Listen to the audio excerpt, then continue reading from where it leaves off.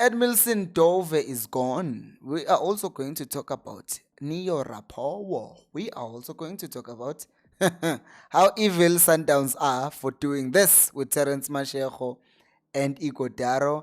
And last but not least, Edson Castillo is concerned. What about? Hello and welcome to Khosi Nation Fan TV. I am Pilo, I am your host, and this is where fans meet and talk about Kaizer Chiefs. Khosi Football Club. Guys, I am literally just coming back from a match. My team drew 1-1 in a game that we should have won. So like the video and subscribe because I'm still showing up instead of, thinking about why you didn't win. Because we're playing a difficult game this Saturday. Anyways, Edmilson Dove.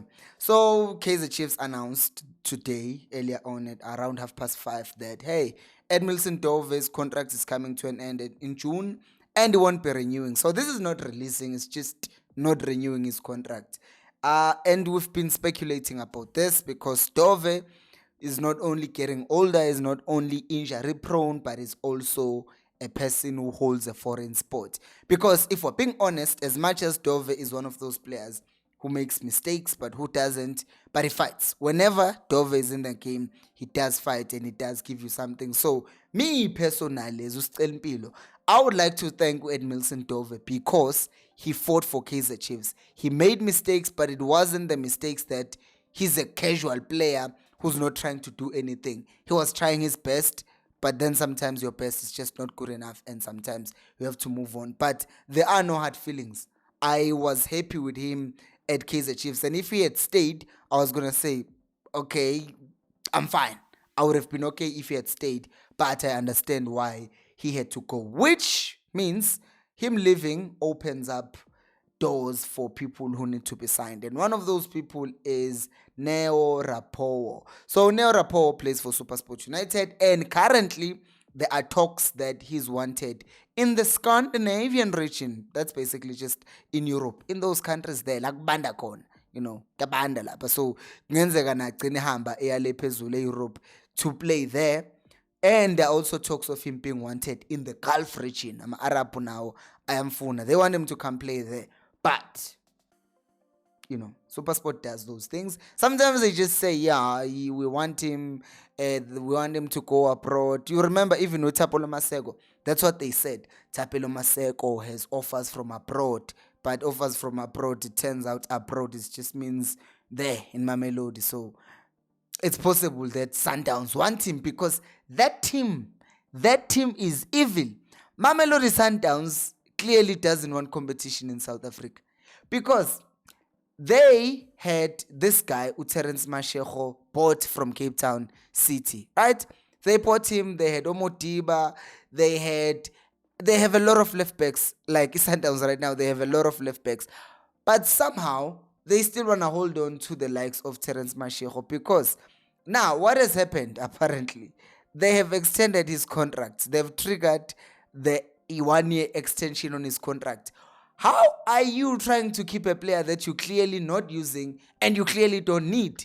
And the main thing is, once rumors of Kaizer Chiefs being interested in signing Terence Mashego, boom, he's now in the Club World Cup squad for Sundowns. Boom, he's now given a 1-year extension. Why? Like, we're not even competing with Sundowns. Just for participating in the Club World Cup, they are going to come back at the very least minimum 36 million, right? That is already way more than what Kaizer Chiefs made, way more than what Orlando Pirates made in terms of competitions. But these guys still want to suppress everyone and be on top. Sundowns is a very good team, but at the same time, we cannot avoid talking about the fact that they are also killing off competition. What is this thing of signing players from other teams and then you bring them to your team and then loan them out, and when those players play against you, you say they shouldn't play? If you are that strong and you didn't need that player in the first place, then it shouldn't be a problem for them to play against you. I know this happens also in Europe, but in Europe, it's not just one big team doing this to every other team. But in South Africa, it's just Sundowns doing that to every other team. We buy a player, we loan them back to you, and then that player won't play against us.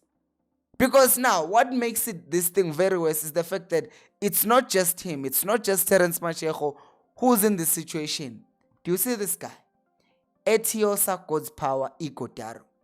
Ighodaro, I said it. I was not, and I'm still not convinced with the links of him coming to Kaizer Chiefs.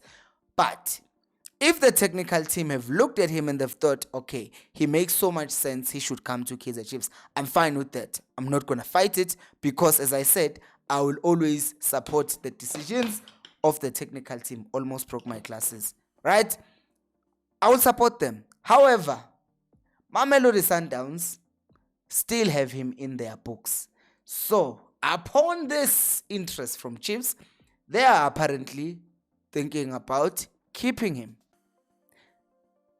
Guys, Sundowns have Ribeiro Costa. Sundowns have Lebo Motiba. Sundowns have Ikram Reyners. Just those three players up front. Dangerous. Why would they want to keep Ighodaro?